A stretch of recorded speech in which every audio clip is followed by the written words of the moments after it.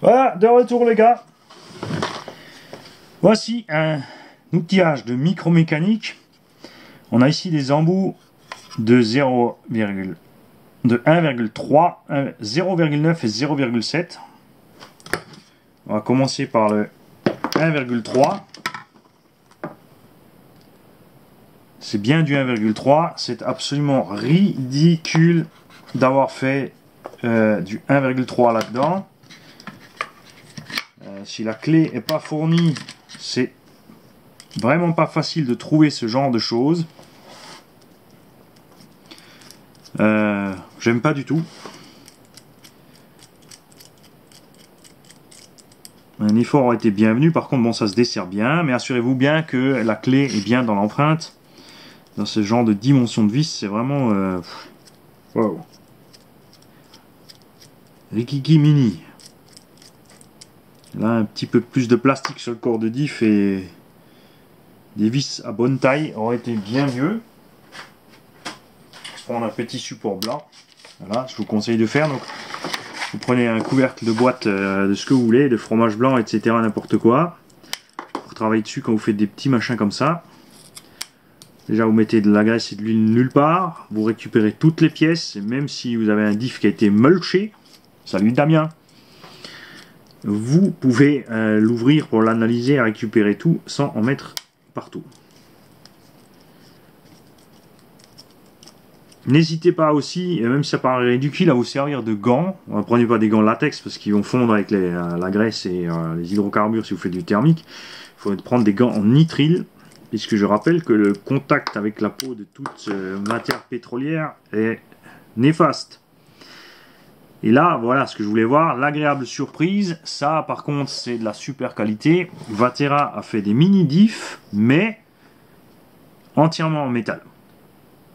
C'est pas de l'acier pressé, c'est un alliage d'alu, de toute évidence, vu la couleur. Vous avez un croisillon, 4 satellites, 2 planétaires. Tout ça est graissé d'origine. Ça n'a absolument pas souffert de l'utilisation. La graisse est aussi de toute évidence de très bonne qualité. On a un joint. C'est exactement la taille de diff qu'il y a dans le Apsima, par contre, de bien meilleure qualité. C'est ce qui manque au Apsima, c'est clair. Voilà pour le diff avant.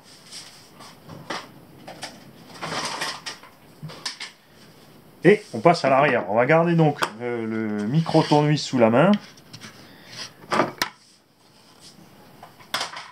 Non mais je rêve, je travaille avec un outil de microscopique et même sur les Lausier 24e ils ont fait de simples petites vis cruciformes pour des tailles pareilles. Alors, ouais, ça continue, c'est parti. Bon, allez, on va le faire à la main, ça va aller plus vite là. Non, il y en a trop. Alors, on va débloquer tout ça. Alors, même le moteur est venu avec une petite vis de 1 mm. Enfin, du moins le chariot pour le réglage, ce que je trouve dommage.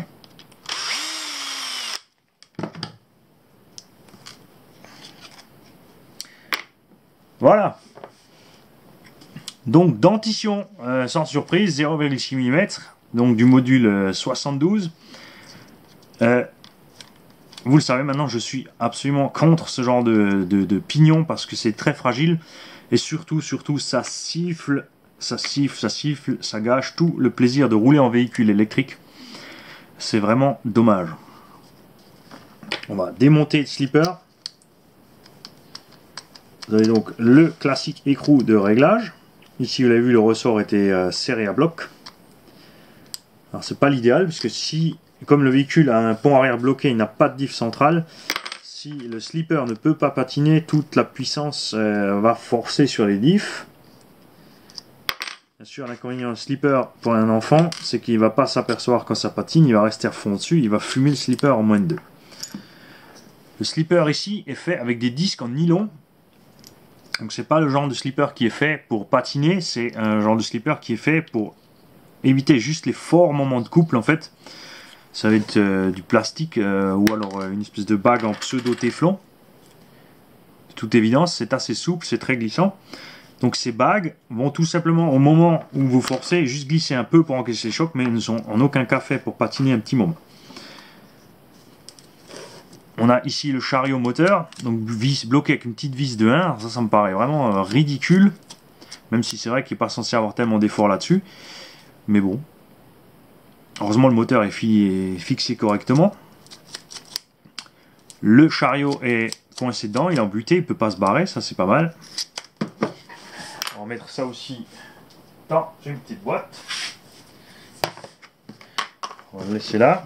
Donc en tout cas, la protection est pas mal. Il y a de la poussière qui est rentrée dans le cache, mais le slipper est bien propre. Les dents sont légèrement émoussées, mais ça se porte toujours bien.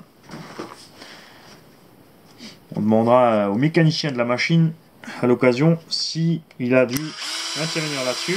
On continue avec les lignes vis.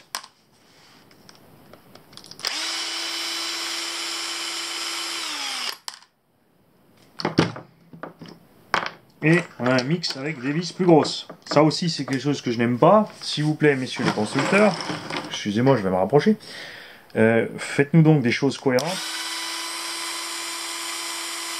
Et mettez-nous les mêmes vis partout. Parce que là, j'ai l'impression de travailler sur une Alfa Romeo qui a 36 000 vis différentes sur 36 000 parties différentes du véhicule. Alors, les écrous c'est pareil. Alors là aussi, des micros écrous, voilà. Alors vous allez me dire, oui, c'est du 1.10, c'est pas du 1.8. Alors je suis bien d'accord, mais quand même.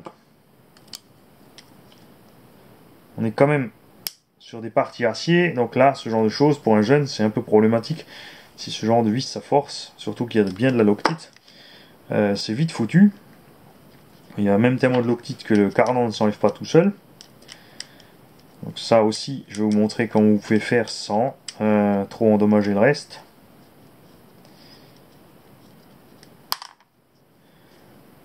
Alors, est-ce que ceci veut bien sortir ?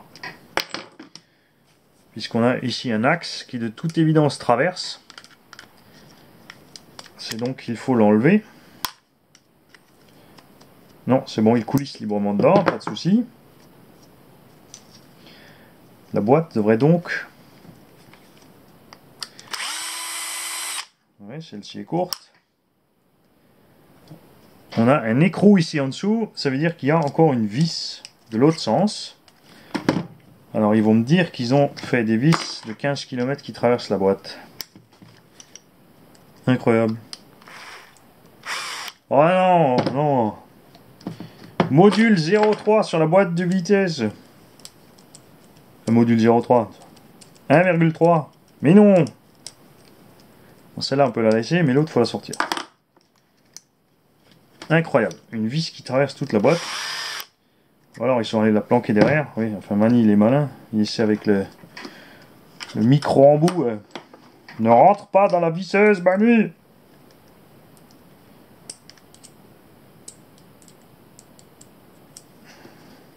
Patience les gars, patience.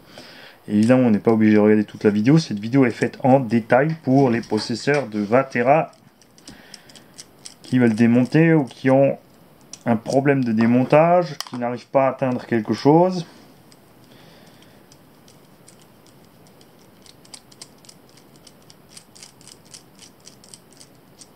Et parce que Mani veut voir ce qu'il y a là-dedans. Alors, plus qu'étrange. Et on a ici un écrou, ce qui veut dire qu'il y a une vis de l'autre sens, mais elle n'est pas apparente de ce côté, ça veut dire qu'elle est coincée dans le demi-carter.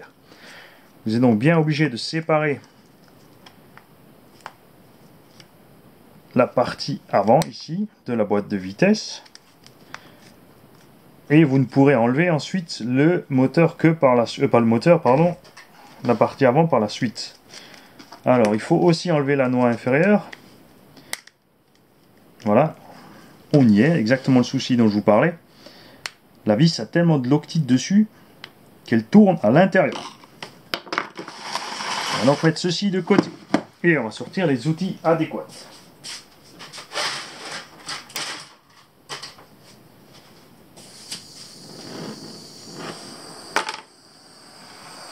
Le brûleur à gaz,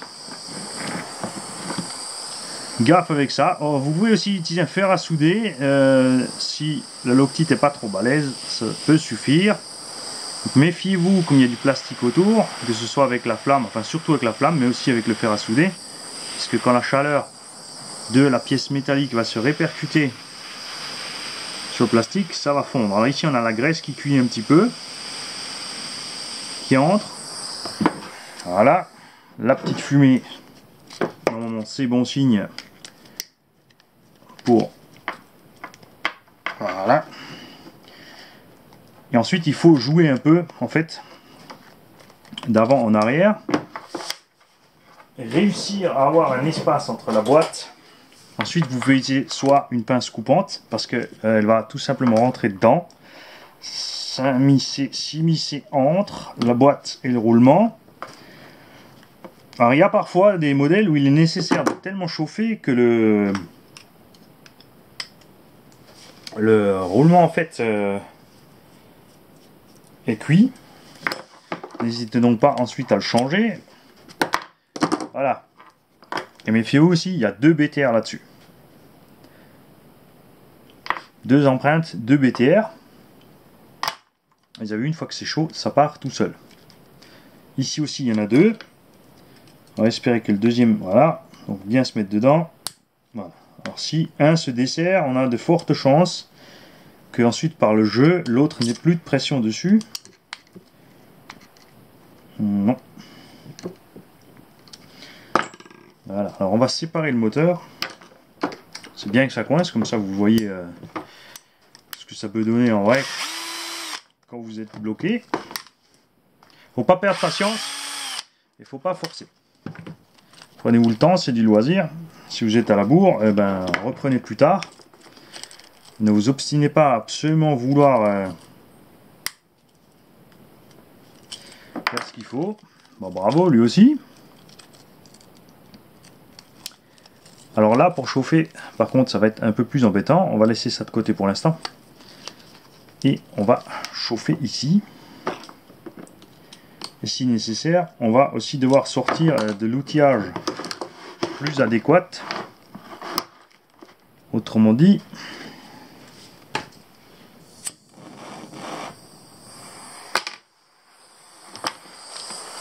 la disqueuse ou la perceuse. Dans l'idéal, si vous essayez de récupérer la noix, il faudra... D'abord, on va essayer par 2 étapes. On va prendre un chasse et on va essayer tout simplement de refaire l'empreinte scippant, c'est-à-dire de taper dessus avec un embout qui a la taille de la tête de la vis, ce qui nous permettra de refaire l'empreinte.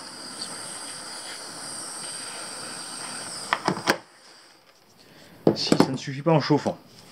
Parce qu'en chauffant, souvent ça se dilate, et comme dit, s'il y a de la loctite, ça suffira pour qu'elle craque. Et voilà, ça a parfaitement marché. Voilà, c'est beau quand ça marche. Et si ça n'avait pas marché, je le répète, faites gaffe parce que ça reste chaud après, on aurait tout simplement tapé sur la tête du BTR, en fait, pour aplatir les bords et refaire l'empreinte, qu'on puisse bien reprendre avec la clé. C'est pour ça qu'il est nécessaire d'avoir absolument de bons outils. Ce genre de démontage avec les outils d'origine, les pauvres petites clés Allen en plastique là qui vous livrent, ils osent prétendre que c'est de l'outillage, est impossible. Ensuite, quand vous démontez, méfiez-vous, vous avez vu, il y a des pièces qui volent. Repérez tout de suite, si ça vous est arrivé, quand vous démontez, d'où sont venues les pièces. Donc là, c'est très clair, ça vient du bout de l'arbre. Pas de souci. On va essayer celui-là là, et on va remettre le roulement dessus. Voilà. La boîte de vitesse, que ceci est la pièce normale, et vous avez ici la petite pièce qui coulisse. Donc quand vous faites coulisser en fait ceci, ben ça tombe. Donc méfiez-vous quand vous démontez. Donc ceci est monté là, c'est un patin qui va soit verrouiller ce côté, soit verrouiller l'autre côté, et selon bien sûr donc la position, ça rajoutera un pignon à l'étagement et vous serez donc démultiplié. C'est assez marrant en fait qu'il ne l'ait pas mis dessus et que ce soit tout simplement bloqué au niveau de la commande de boîte, puisque de toute évidence il y aura moyen de faire fonctionner ce système même s'il n'est pas dessus. Donc la boîte entièrement plastique avec les petits pignons, c'est suffisant, les pignons sont de bonne qualité, l'effort avec le moteur Brushhead est réduit, donc je ne suis pas inquiet pour la boîte, il n'est pas nécessaire que tout ça soit absolument en acier. En tout cas, la boîte de vitesse est un peu plus complexe que ce que je pensais, malgré le fait qu'il n'y ait pas la deuxième vitesse, puisqu'ils ont monté tout l'attirail dedans pour se servir de ces deux vitesses. Alors, j'essaierai quand ça sera remonté. Ça se trouve, je vous ai dit une bêtise. On peut peut-être le mettre à la main. C'est juste le cerveau qui manque. Mais pour moi, j'ai bien l'impression là-dedans qu'il manque un pignon pour réussir à fonctionner faire fonctionner cet étagement. Voilà, en fait, vous voyez, ce petit patin ici, le bloc soit ce côté, soit ce côté. Vous avez la fourchette. Alors la fourchette par contre qui est réalisée on dirait une fourchette de boîte de vitesse réelle, je peux vous le dire. Elle est faite exactement pareil, elle est en ferraille, c'est du super beau boulot. Méfiez-vous parce qu'il y a une bague de calage dessus.